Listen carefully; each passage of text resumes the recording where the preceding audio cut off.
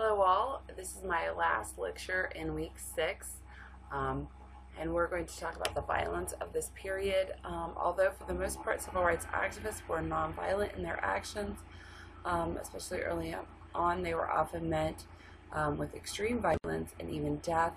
I've clearly touched on this in some of my other lectures this week, and there are way too many incidents to discuss them all. For example, we're not going to discuss the incidents in Birmingham with the police dogs and the hoses. There's just only so much time we have, and as I'm sure you know from listening to my lectures this week, they're already time heavy and quite a few of them. So I'm going to choose some of the major ones to discuss. The first one is Emmett Till. He was lynched at the age of 14 years old on August 28th of 1955. Emmett Till was originally from Chicago, Illinois, and he was going south to visit for the summer in Money, Mississippi, to visit with some family he stayed with, uncles and cousins and aunts. He goes with some other children, his cousins and some neighborhood children, to visit the Bryant's Grocery and Meat Market. There's a lot of fluctuation in the stories about exactly what happened, because you have to realize that our two main sources of information are other children who may or may not have actually been present. Some of them were in the store, some were outside, because only so many were allowed in at a time sometimes. But also, the other only source of information we have is the people inside the store, one of which who's eventually responsible for Emmett's lynching.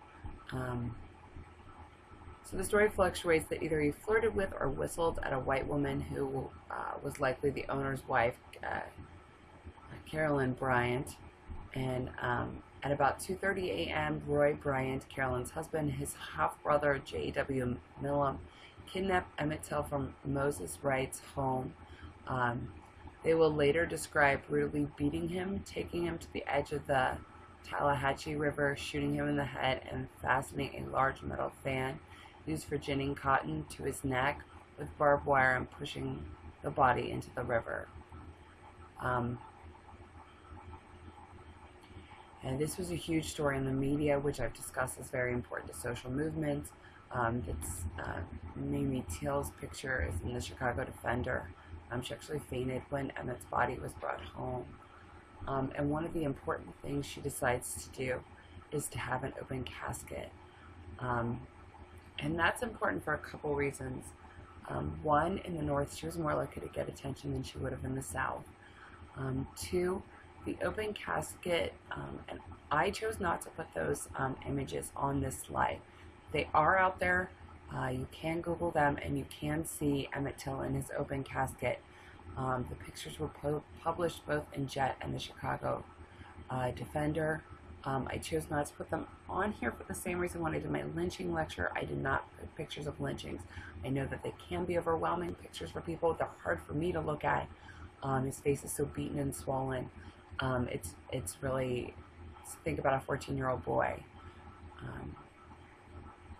Being treated that way is really overwhelming. So that's why I choose not to put the pictures on the slide, but understand that they are out there if you want to understand the brutality of this attack. And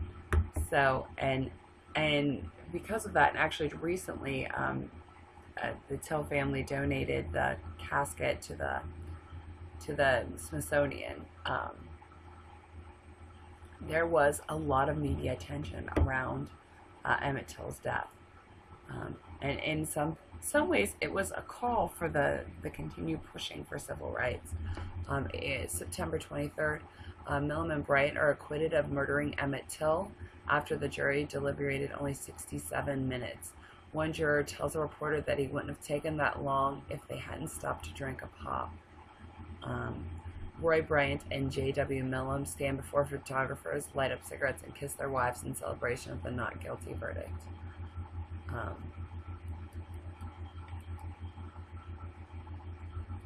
So the next incident I'm going to talk about is the assassination of Medgar Evers, which I mentioned earlier this week in an earlier lecture. He was assassinated June 12, 1963. He is originally from Decatur, Mississippi. He joined the Army in 1943. He came back and attempted to vote in an election was actually forced away from voting in an election at gunpoint. He becomes a part of the NAACP case to help desegregate the University of Mississippi, which we talked about last week. On May 28th, he has a Molotov cocktail thrown into the carport of his home. I should say that, he was an important part of the advocating for civil rights in his area. June 7th, he was nearly run down by a car after he emerged from the Jackson NAACP office. A local television station granted Evers a short speech, his first out in Mississippi, where he outlined the goals of the Jackson movement. Following the speech, the threats on Evers' lives increased, and he was shot on June 12th, 1963. And he was buried on June 19th in the Arlington National Cemetery. He received full military honors in front of a crowd of more than 3,000 people, the largest funeral at Arlington since John Foster Dulles. The past chairman of the American Veterans Committee, Mickey Levine, said at the services, "No soldier in this field has fought more courageously, more heroically than Medgar Evers."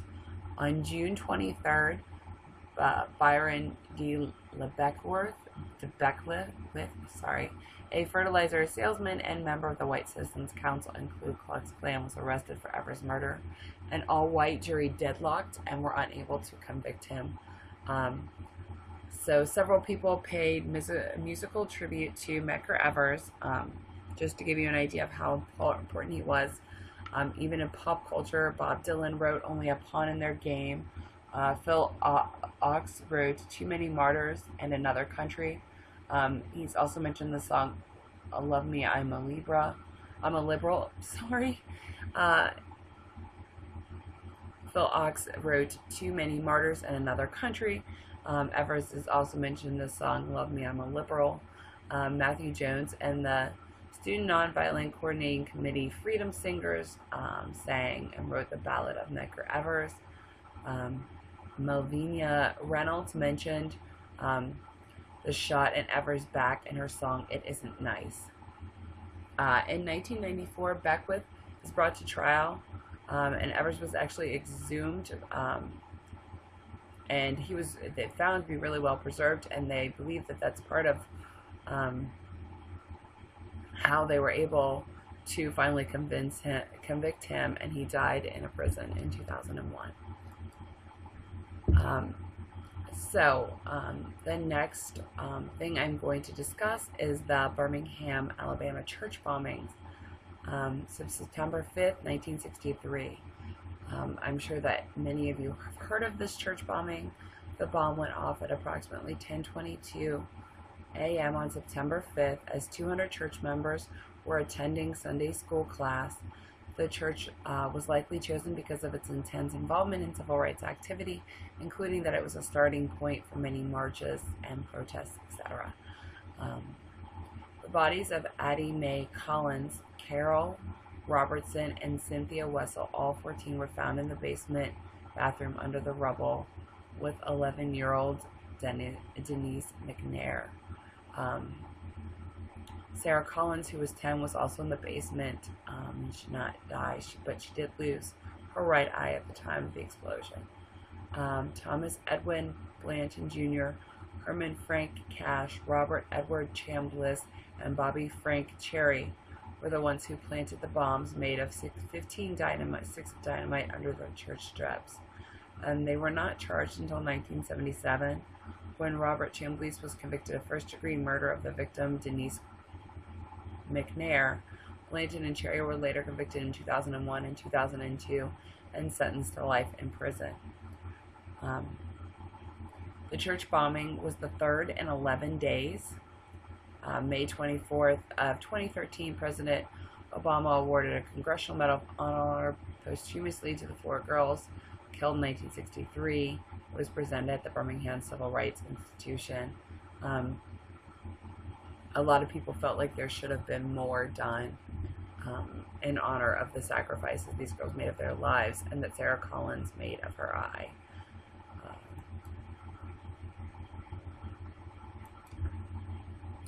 So then the next and last incident I'm going to talk about is the murder of James Earl Chaney, Andrew Goodman, and Michael Henry Schwerner. This incident is extremely important because it happens at the start of the Mississippi Freedom Summer, and it really addresses the concerns that some of the organizers had, that it was too dangerous what they were doing, and that there would not be protection for these young people as they headed to the South. So on June 21st, 1964, they disappeared. On June 23rd, they found the Corps station wagon, which was still smoldering. And then August 4th, their bodies were finally found. Michael or Mickey Schwerner and James Chaney were worked for the Corps in Meridian. And Andrew Goodman was actually a new recruit volunteer who was coming down to work the Mississippi Freedom Summer. They had been helping train new recruits in Oxford, Ohio for the Mississippi Freedom Summer. As I said, we have a really great research in Miami University, which was training grounds for the Mississippi Freedom Summer in 1964. And they actually have a lot of primary documents up there and a collection, and if you get a chance to go look at it, it's really an amazing piece of, again, local history and how we were involved in the civil rights movement. So they returned to Mississippi. Schwerner, Goodman, and Chaney visited the charred remains of the Mount Zion Church, which had been burned down by the KKK. They were stopped and arrested on their way back to Meridian. Chaney, who had been driving, was charged with speeding, while Schwerner and Goodman were held for investigation. The Neshoba County Sheriff Department's deputy, Cecile Price, escorted them to the Philadelphia jail around 4 p.m. They were held despite the fact that there was a clearly posted sign for the fines for speeding. Price had claimed that he needed to wait for the justice of the peace, even though it was clear there was a fee schedule on the wall. Schwerner asked to make a phone call, but Price denied their request and left the jail in Meridian. Corps staff began calling nearby jails and police stations, inquiring about the three-man, which was their standard procedure when organizers failed to return on time. Minnie Herring, the jailer's wife, claims there was no phone call, but on June 21st, the Corps records show a call to the Philadelphia jail around 5:30. And I think that that's really important to understanding how dangerous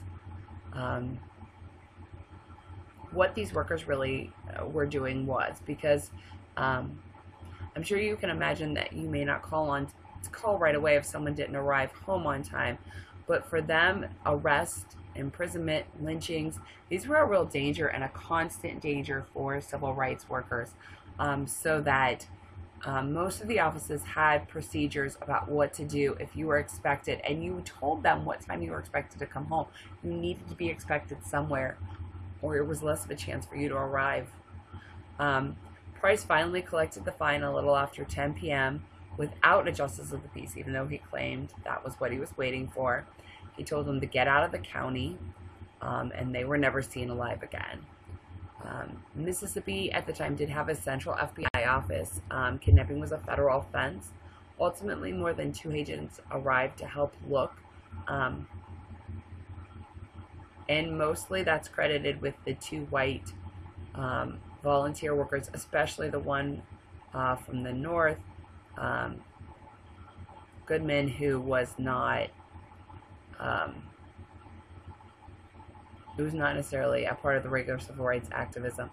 Schwerner's wife also made comments to that once her husband went missing, that part of the reason they were paying attention was because he was a white man.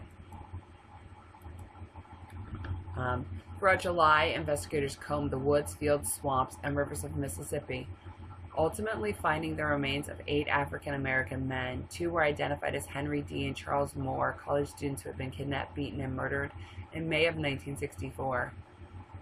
Another corpse was wearing a Corps t-shirt. Even less information was recorded about the other 5 bodies discovered.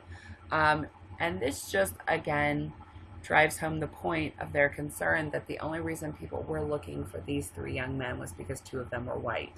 And you can see that by the fact that they found 5 bodies who had been missing, and there's very little even identification for them. Because local law enforcement refused to pursue it, December 4th, the Justice Department charged 21 men with conspiring to violate Schwerner, Cheney, and Goodman's civil rights. Because murder is a local issue and they could not charge them with that, they had to find a federal crime to charge them with. The jury found 7 of the defendants guilty: Price, Barnett, Roberts, James Ulrich, Billy Wayne Posse, James Snowden, and Samuel Bowers, the Imperial Whisperer of Mississippi's White Knights of the Ku Klux Klan. Bowers had a particular antipathy towards Schwerner and had begun planning his murder in the spring of 1964. In 3 cases, the jury failed to reach a verdict. 1 juror refused to convict a minister, and Killen walked free.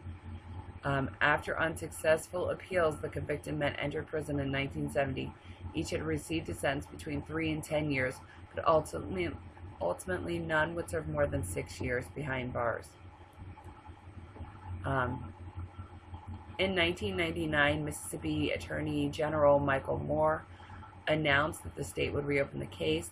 At his request, the FBI turned over more than 40,000 pages related to the initial investigation. In January 2005, a grand jury charged Edgar Ray Killen with murder. Although several of the other conspirators were alive, the grand jury did not find sufficient evidence to indict anyone else. Ultimately, the jury found insufficient evidence for a murder conviction, but did find Killen guilty of the lesser charge of manslaughter. He was sentenced to 60 years in prison. So conclusion.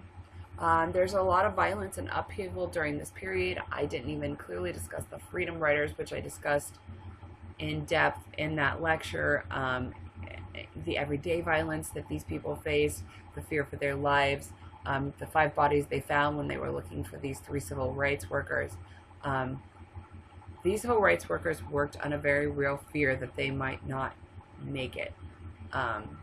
Even though they were non-violent, like I said, they were trained at Oxford and the Highlander Folk School about how to non-violently resist, how to go limp, how to try and hurt, not get hurt, to curl up in a ball to protect your head and your stomach. And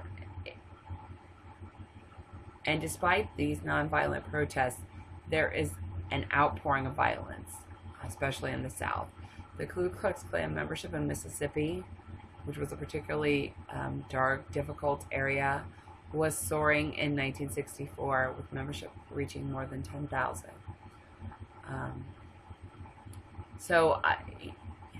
As you can see, I've already spent a lot more time in lecture than you guys necessarily watch in a week, and I've only been able to touch on a lot of these areas. During this period of the Civil Rights Movement, we're going to be watching some videos on Eyes on the Prize. It's an amazing documentary series. We're not going to watch all of them, but please, please, please be sure you watch all the assigned ones. They'll give you even more detail and background on some of the ones I've covered, and also talk about some of the violence and issues from this week that I don't get a chance to cover.